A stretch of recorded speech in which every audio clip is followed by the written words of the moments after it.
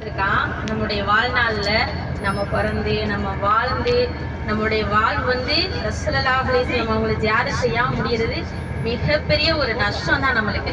ஆனா அந்த இது இல்லாம ரசூலுல்லாஹி அலைஹி வஸல்லம் அவங்களை ஜியாரத் செய்யக்கூடிய பாக்கியத்தை அல்லாஹ் தஆலா நம்ம எல்லாருக்கும் கொடுத்துருக்கான்.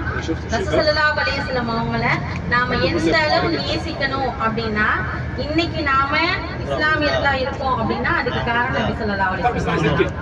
அது மட்டும் இல்ல, 1,24,000 நபிமார்கள்ல முதல்ல சொர்க்கம் செல்லக்கூடிய மனிதர்கள் கூட்டம் யாரு அப்படின்னா ரசூலுல்லாஹி அலைஹி வஸல்லம் அவங்களுடைய உம்மத்தினரான நாம தான் முதல்ல சொர்க்கம் செல்லுவோம். இதுக்கு காரணம் நம்முடைய உரிமை மேலான கண்மணி நாயகம் ஸல்லல்லாஹு அலைஹி வஸல்லம் அவங்க.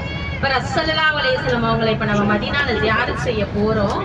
ஆனா நம்மளுடைய கல்வில என்ன இருக்கணும் அப்படின்னா, யா அல்லாஹ் நாங்க ரசூலுல்லாஹி அலைஹி வஸல்லம் அவங்கள கனவுலையும் நனவுலையும் நாங்க மதீனால கண்டிப்பா பார்க்கணும் யா அல்லாஹ், எங்களை பார்க்க வச்சிருயா அல்லாஹ் அப்படின்னு நம்ம இங்கிருந்து போகும்போதே துஆ செஞ்சுட்டு போகணும்.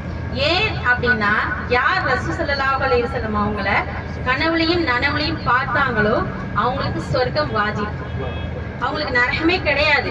ஏன்னா ரசூலுல்லாஹி அலைஹி வஸல்லம் அவங்களுடைய உருவத்துல ஷைத்தான் வரமாட்டான். அவங்களுடைய உருவத்தை நம்ம பார்த்தோம் அப்படின்னா நம்மளுக்கு சொர்க்கம் தான்.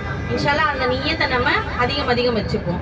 ஏன்னா அல்லாஹ் தஆலா வந்து நபி ஸல்லல்லாஹு அலைஹி வஸல்லம் அவங்கள குர்ஆன் ஆயத்துல சொல்லும்போது வமா அர்சல்நாக இல்லா ரஹ்மத்துல் லில் ஆலமீன், உங்களை நான் இந்த உலகத்துக்கு ஒரு அருட்கொடையாகவே அனுப்பியிருக்கேன் அப்படின்னு சொல்லி அல்லாஹ் தஆலா சொல்றான். நம்முடைய மார்க்கத்துல 3 விஷயம், அந்த 3 விஷயம் இருந்தா மட்டும்தான் அந்த மனிதர் வந்து முஸ்லிம். என்ன அப்படின்னா, முதல் நம்ம படிக்கிறோம் இல்லைங்களா, அல்ஹம்துலில்லாஹி ரப்பில் ஆலமீன், அகிலத்தாரின் ரட்சகனாகிய அல்லாஹ்விற்கே எல்லா புகழும். இந்த ஆலமீன் அப்படின்ற வார்த்தை அல்லாஹ் தஆலா எதுக்கெல்லாம் பயன்படுத்தி இருக்கிறான் அப்படின்னா அவனுக்காக பயன்படுத்திக்கிட்டான்.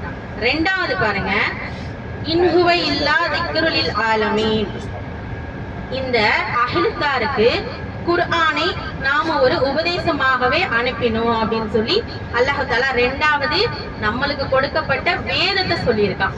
மூன்றாவது